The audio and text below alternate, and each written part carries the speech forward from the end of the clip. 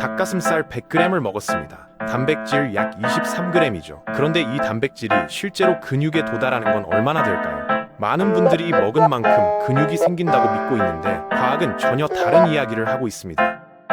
각 단계마다 단백질이 새어나가는 구간이 있고 근육은 그 최종 수령자 중 하나일 뿐이에요. 오늘은 아무도 말해주지 않았던 단백질 배달 시스템의 실체를 처음부터 끝까지 파헤쳐 보겠습니다. 이걸 알고 나면 단백질을 먹는 방식이 완전히 달라질 수 있고 지금까지 헛돈 쓰며 먹었을 수도 있다는 사실도 직시하게 될 겁니다.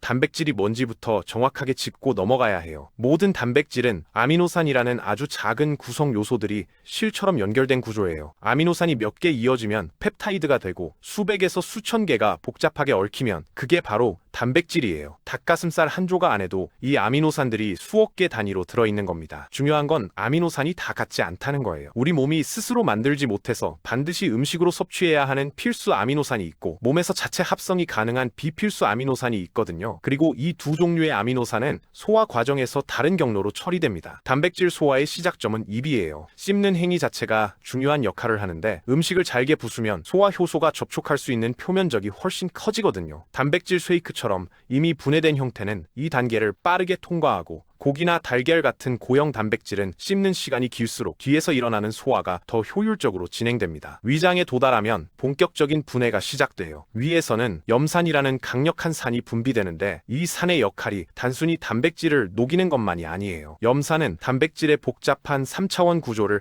평평하게 펼쳐주는 역할을 합니다. 덩어리진 단백질 구조를 풀어야 소화 효소가 제대로 접근할 수 있거든요. 동시에 위에서는 펩시노겐이라는 물질이 분비되는데 이게 염산과 만나면 활성화되면서 펩신이라는 단백질 분해 효소가 됩니다. 실제로 위산이 부족한 사람들이 생각보다 많아요. 나이가 들면서 자연스럽게 위산 분비가 줄어드는 경우도 있고 역류성 식도염 약을 장기 복용하면 위산이 억제되는 경우도 있습니다. 위산이 부족하면 단백질 분해가 불완전하게 이루어지고 소장에서 처리해야 할 큰 펩타이드 덩어리가 늘어나면서 흡수율이 떨어지게 됩니다. 또 스트레스가 심한 상태에서는 위산 분비가 줄어드는 경향이 있고 공복 상태에서 갑자기 많은 양의 단백질을 먹으면 위의 처리 용량이 부족해질 수 있어요. 단백질 소화의 첫 관문인 위의 상태가 전체 흡수 효율을 결정하는 시작점인 겁니다. 펩신은 단백질의 특정 아미노산 결합 부위를 정확하게 잘라내는 역할을 해요. 큰 단백질 분자를 펩타이드라는 더 작은 조각들로 쪼개는 거거든요. 위는 이 모든 내용물을 계속 짜내고 섞어서 걸쭉한 수프 형태로 만들어냅니다. 이 과정이 보통 2시간에서 4시간 정도 걸리는데 단백질 종류에 따라 크게 달라져요. 여기서 중요한 사실이 하나 있습니다. 2025년에 발표된 연구에 따르면 음식을 가열하면 단백질 구조가 변하면서 소화 효소가 더 쉽게 접근할 수 있게 되는데 지나치게 고온에서 조리하면 오히려 아미노산이 손상되거나 리신 같은 필수 아미노산의 흡수율이 떨어질 수 있어요. 완전히 익힌 고기가 무조건 좋은 게 아닌 거죠. 위를 빠져나온 죽 같은 상태의 음식은 소장으로 이동해요. 여기서부터 단백질 흡수에 진짜 승부가 갈립니다. 소장으로 들어오는 음식은 아직 강한 산성이기 때문에 이걸 중화시키는 작업이 먼저 필요해요. 췌장에서 분비되는 탄산수소 나트륨이 산을 중화시키고 간에서 만들어진 담즙이 지방 성분을 유화시켜 소화를 돕습니다. 중화 작업이 끝나면 췌장이 효소 부대를 투입해요. 트립신, 키모트립신, 엘라스타제 같은 효소들이 소장으로 쏟아져 들어와서 위에서 덜 분해된 펩타이드들을 더 잘게 자르는 작업을 합니다. 이렇게 해서 대부분의 단백질이 2단계에서 짧은 펩타이드 조각들로 분해되는 거예요. 소장의 내벽은 놀라운 구조로 설계돼 있어요. 손가락 모양의 육모가 빼곡하게 들어차 있고 그 위에 더 작은 미세 육모들이 올라타 있거든요. 이 구조 덕분에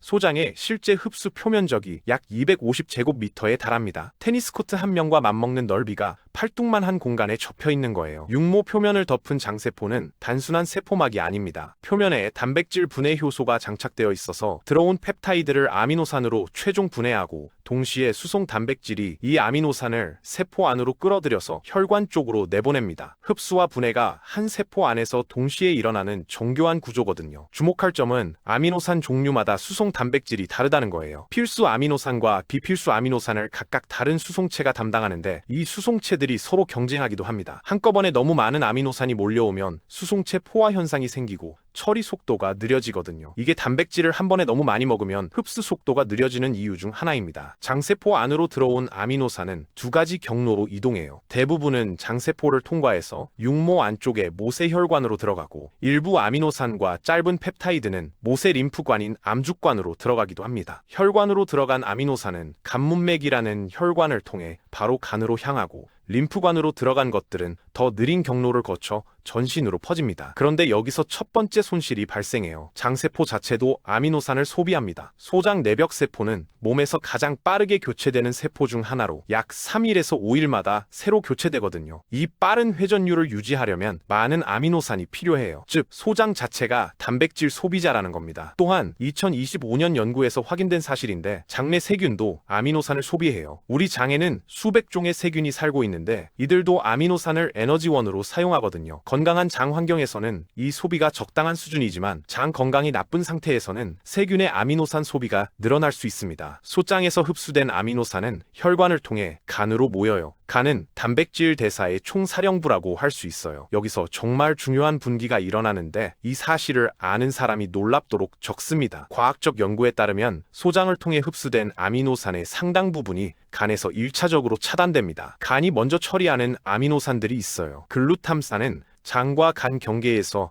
약 80%가 차단되고, 페닐알라닌과 아르기닌은 약 40에서 50%가 간에서 걸러집니다. 간에서 차단되는 총 아미노산 비율은 섭취한 단백질의 종류와 양, 그리고 식사 구성에 따라 달라지는데, 상당량이 근육에 도달하기 전에 여기서 처리된다는 건 분명한 사실이에요. 그렇다면 간이 이 아미노산으로 뭘 하는 걸까요? 간은 혈장 단백질을 만듭니다. 혈액의 삼투압을 유지하는 알부민, 혈액 응고에 관여하는 피브리노겐, 철분을 운반하는 트랜스페린이 모두 여기서 만들어져요. 이것들이 부족하면 출혈, 부종, 빈혈이 생기기 때문에 간이 먼저 이 생산을 챙기는 건 생존 우선순위에 따른 겁니다. 간은 또 혈당 수준을 실시간으로 모니터링해요. 탄수화물 섭취가 부족한 상태에서 단백질이 들어오면 간은 포도당 신생합성을 가동해서 아미노산을 포도당으로 전환합니다. 근육 재건이 목적이었던 아미노산이 에너지원으로 바뀌는 거죠. 저탄수화물 식단에서 단백질 효율이 낮아지는 이유가 바로 이겁니다. 간에서 살아남은 아미노산들이 드디어 전신 혈액 순환으로 진입해요. 그런데 여기서도 주목할 지점이 있습니다. 분지사 쓴 아미노산인 류신, 이소류신, 발린은 간에서 처리하지 않고 대부분 통과시켜서 근육으로 우선 배분해요. 이게 분지사슬 아미노산이 운동 보충제로 인기 있는 이유입니다. 반면 글루탐산 같은 비필수 아미노산은 소장과 간 사이에서 약 80%까지 차단됩니다. 페닐알라닌이나 아르기닌 같은 필수 아미노산도 약 40에서 50%는 간에서 걸러진다는 연구 결과가 있어요. 즉, 어떤 아미노산이냐에 따라 간을 통과하는 비율이 완전히 달라지는 거거든요. 흥미로운 사실 하나를 더 말씀드리면, 탄수화물을 함께 먹으면 인슐린이 분비되면서 간에서 아미노산을 에너지로 전환하는 비율이 낮아진다는 겁니다. 인슐린이 아미노산을 근육 쪽으로 밀어주는 역할을 하거든요. 단백질만 먹는 것보다 탄수화물과 함께 먹을 때 근육 합성 효율이 높아지는 이유가 여기 있어요. 반면에 필수 아미노산 중 일부는 간을 통과하더라도 다른 조직들과 경쟁해야 해요. 피부, 머리카락, 손톱, 면역세포, 호르몬 합성에 필요한 아미노산이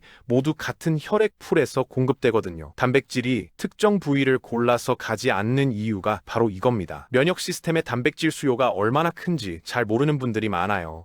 항체는 전부 단백질로 만들어지고, 우리 몸은 하루에도 수십억 개의 면역세포를 만들고 교체하는데, 이 모든 과정에 아미노산이 소비됩니다. 몸이 아프거나 염증 상태일 때는 면역 시스템이 아미노산을 훨씬 많이 가져가기 때문에 근육으로 가는 몫이 줄어들 수 있어요. 아플 때 단백질을 먹어도 근육이 빠지는 느낌이 드는 이유가 여기 있습니다. 호르몬도 마찬가지예요. 인슐린, 성장 호르몬, 갑상선 호르몬 같은 것들이 모두 단백질 또는 아미노산 기반으로 만들어져요. 수면이 부족하거나 만성 스트레스 상태라면 호르몬 교란으로 인해 아미노산 소비 패턴이 달라집니다. 이런 상태에서는 단백질을 아무리 먹어도 근육 합성 효율이 떨어질 수 있어요. 운동을 하면 근육 섬유에 아주 작은 미세 손상이 생기는데, 이 손상이 아미노산을 끌어당기는 신호를 만들어요. 손상된 근육은 성장 인자와 호르몬 신호를 통해 혈액 속 아미노산을 우선적으로 끌어당깁니다. 특히 류신이 이 신호를 켜는 스위치 역할을 하는데, 2024년 연구에 따르면 근육 단백질 합성을 최대로 자극하려면 한 번 섭취 시 류신이 최소 약 2.5g에서 3g은 들어 있어야 한다는 사실이 확인됐어요. 그렇다면 한 번에 얼마나 얼마나 먹어야 할까요? 오래된 통념은 한 번에 30g 이상은 흡수되지 않는다는 거였는데 최근 연구들이 이 주장을 완전히 수정하고 있어요. 흡수 자체는 가능하지만 속도와 효율의 문제거든요. 2024년 연구에서 25g과 100g을 섭취했을 때를 비교했더니 100g 섭취 시 12시간 동안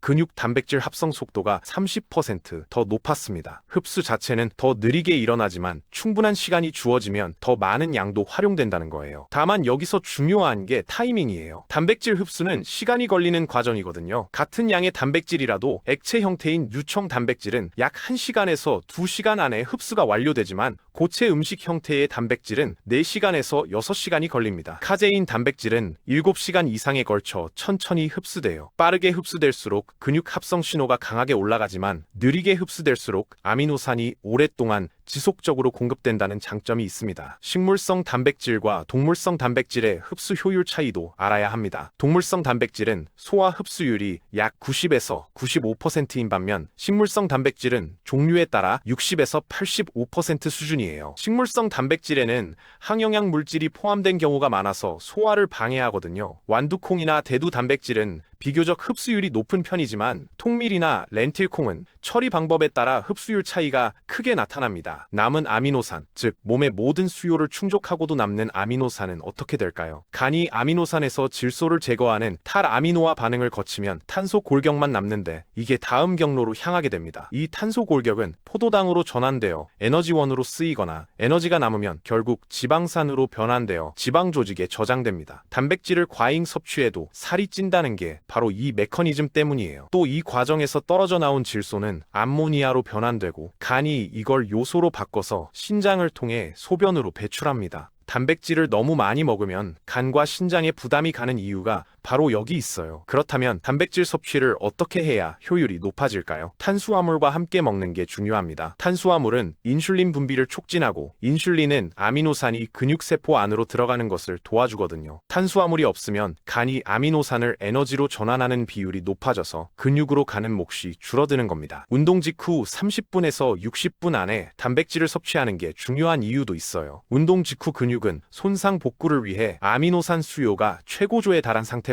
이 시간에 아미노산이 공급되면 근육 합성 효율이 극대화됩니다. 2025년 연구에서 운동 직후 단백질 섭취가 근육 단백질 합성 속도에 미치는 영향이 재확인됐어요. 하루 단백질 섭취량을 한 번에 몰아서 먹는 것보다 나눠서 먹는 것이 훨씬 효율적이에요. 근육 합성 반응은 한 번 자극받으면 3시간에서 5시간 후 다시 자극이 필요한 구조거든요. 하루에 3번에서 4번에 걸쳐 20g에서 40g씩 나눠서 섭취하는 게 근육 합성을 지속적으로 자극하는데 효과적입니다. 장 건강도 단백질 흡수 효율에 직접적인 영향을 줘요. 장 내벽이 손상되거나 염증이 생기면 흡수 기능이 저하됩니다. 과민성 장 증후군이나 장 누수 증후군이 있는 경우 단백질 흡수율이 눈에 띄게 낮아질 수 있어요. 단백질 섭취를 늘려도 효과가 없다면 장 상태를 먼저 점검해 봐야 하는 이유가 여기 있습니다. 장내 세균총, 즉 마이크로바이옴도 중요한 변수예요. 건강한 장내 세균이 단백질 소화를 돕는 효소를 생산하고 장 내벽을 보호하는 역할을 하거든요. 반면 유해균이 많은 환경에서는 단백질이 제대로 분해되지 않고 대장에서 발효되면서 가스와 염증성 물질이 생성될 수 있어요. 단백질을 많이 먹을수록 방귀가 심해진다는 분들은 이런 상황을 의심해 봐야 합니다. 프로바이오틱스와 식이섬유가 장 건강을 도와서 단백질 흡수 효율을 높인다는 연구들이 2024년에서 2025년 사이에 여러 편 발표됐어요.